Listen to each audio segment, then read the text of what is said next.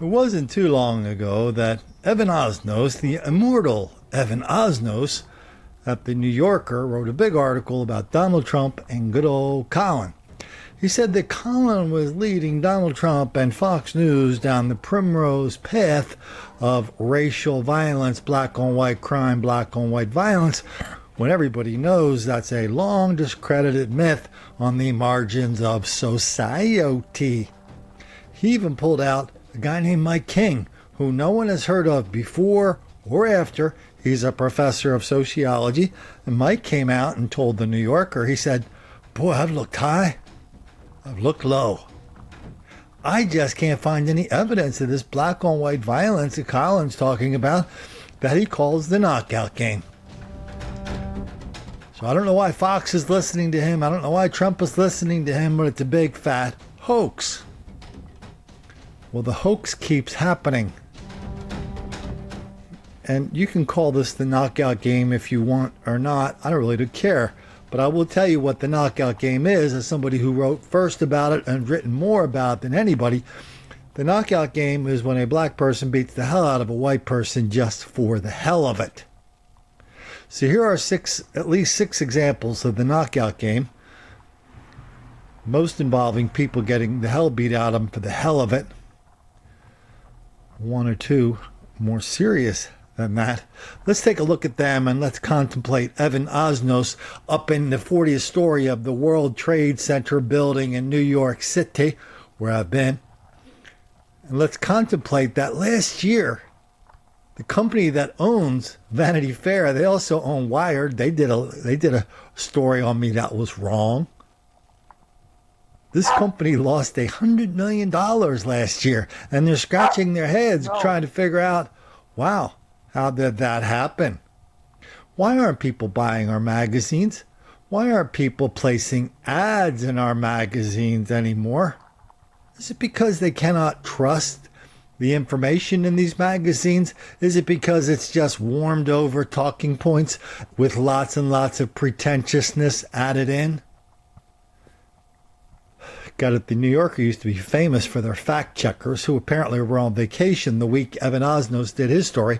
Anyway, last week ago, a fact checker sees a tattoo on a fireman. This is like the unbelievably famous cross that firemen wear. Okay, every fireman knows what that fireman's cross looks like. This chick described it as a Nazi tattoo, and let that enter the internet, besmirching this person's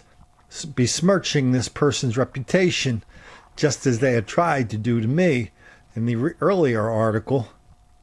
Good luck, Evan. You could say all you want about me, but there's something about the videos, the victims, the 911 calls, the police reports, the trials happening. The same thing's happening all over the country. And you say it's not happening. Hell, well, you know what? At least you haven't fallen into the rabbit hole that we're talking about over the last month, where more and more people, like the Southern Poverty Law Center and some anonymous researcher at John Jay University, they're saying, "Oh no, Colin's not only wrong, he's 180 degrees wrong. The problem is not black on white crime. The problem is white on black crime, wildly out of proportion."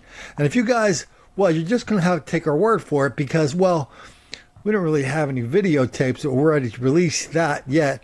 But you should know, when you watch Colin's videos, all that, none of that is true. None of that represents reality. Those are just anecdotes. Boy, these crazy anecdotes, they just keep happening more and more, closer and closer together. Here's 6 or 7 examples of things that just happened. I think if I spent a few more minutes on it, we could have cranked it up to 60 or 70. A trip to Taco Bell is supposed to be about grab and go. It was like all this aggression out of nowhere. But Nichelle de Guzman says for her, it was a scary smash and go, all because of a customer who cut in front of her in line. This customer, Latrish Brittany Seals. There was no, any type of back and forth. It was literally turn around, punch me, and then took me to the ground. Seals is now under arrest for robbing de Guzman at the Sacramento Taco Bell on West El Camino Avenue. According to de Guzman, her black eye, bitten forearm, and other cuts and bruises came as Seals stepped ahead of her, and she tried to explain that she was there first. I said, ma'am, I was in line first, and she instantly turned around, screamed some stuff at me, and hit me in my face, took me down to the ground, and pounded my face probably 7 or 8 times. As bad as all that was, this mom says what came next was even worse. And there was 15 people there. Nobody helped. Nobody pulled her off of me. I was screaming for help. Nobody was helping. After looking at this woman, police call an assault suspect in this surveillance video from a Tribeca building. What stands out is the big metal box she grips by the handle with her right hand. She glances over her left shoulder while on a casual-looking stroll along Warren Street between Broadway and Greenwich. This just before noon on May 31st, and she allegedly snapped. Police say she smashed that box into another woman's face. Boom! Hauls out and hits this woman who's got glasses on, hits her in the face, and she went down. Tribeca resident Carol Martin said she was on the sidewalk and saw the whole thing, but says there was another female victim clipped by the same box or makeup kit a few steps earlier. That victim was overheard saying, "Watch where you're going," causing the suspect to spew a long, loud string of profanity and hate. She was just talking filthy, actually. Police say next she struck the 57-year-old, allegedly shouting, "Take that, you white," and used the B word. Then used the same slur again at the end of this sentence. "That's what you get, white blank." She did. New at 11, a violent attack caught on camera, a man beating a woman to the ground. Channel 2's Lauren Posen is live at the Brookhaven gas station where this happened. And Lauren, police say he also tried to set that woman on fire. Right here in this parking lot, and police tell me this was a random attack. Now, to give you an idea of where we are near Buford Highway and Claremont Road. Now, police tell me that this victim and the suspect first came in contact right inside these doors of this gas station. This is surveillance video Channel 2 Action News obtained from the Shell gas station on Buford Highway. It shows the horrifying moment when a Brookhaven woman was ruthlessly attacked.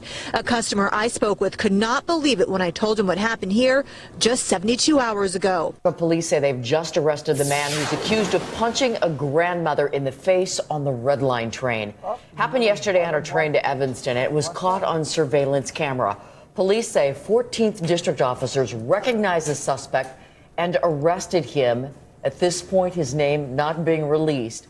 The woman who was punched was seriously injured. She may lose her eyesight. Turning to an attack at a complex in Freehold. Freelance photographer critical after he was assaulted outside his apartment. That person who did it has been charged with attempted murder. Fast One's Emily Gersh with more.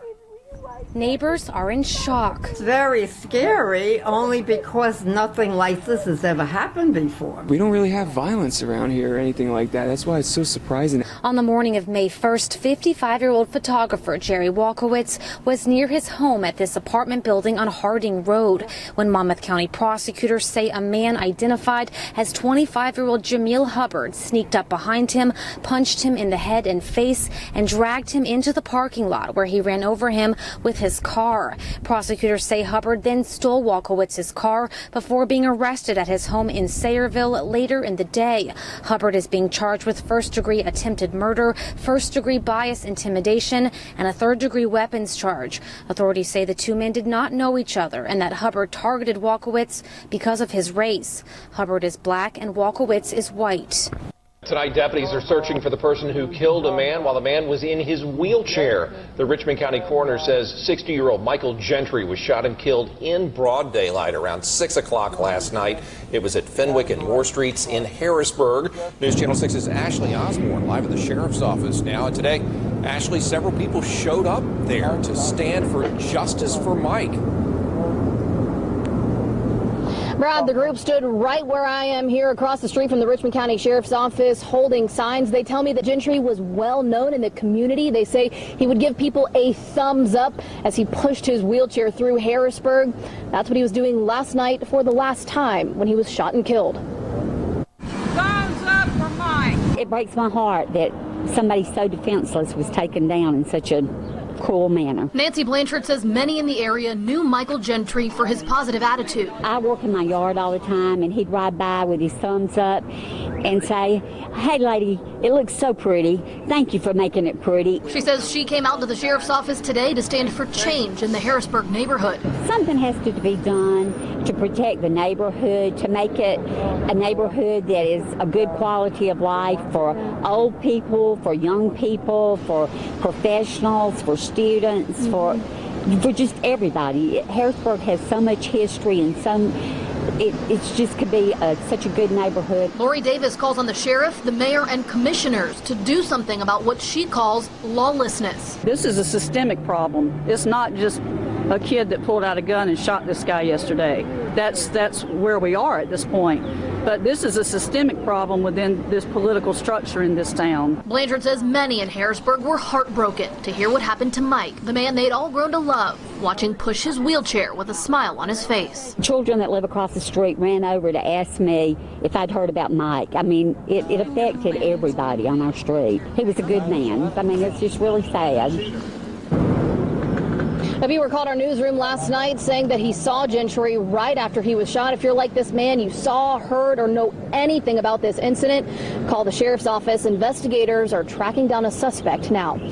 And out in St. Paul, bus driver got sucker punched by one of the fellas right here. You know, if you talk to a bus driver, they're at the tip of the spear.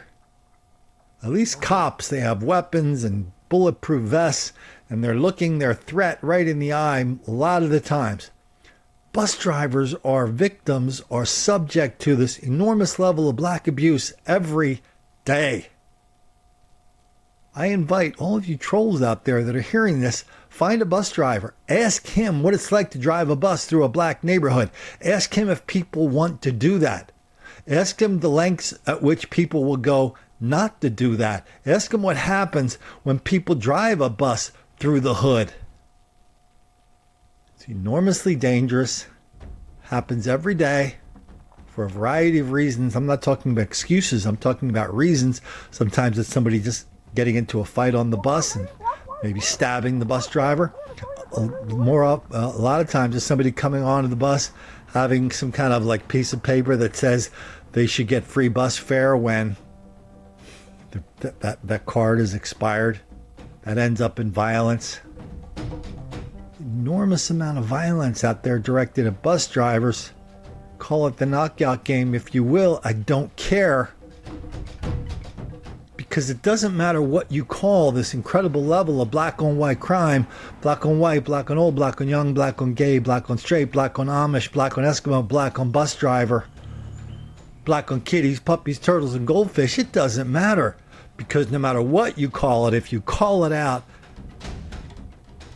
you're going to make the black kids angry.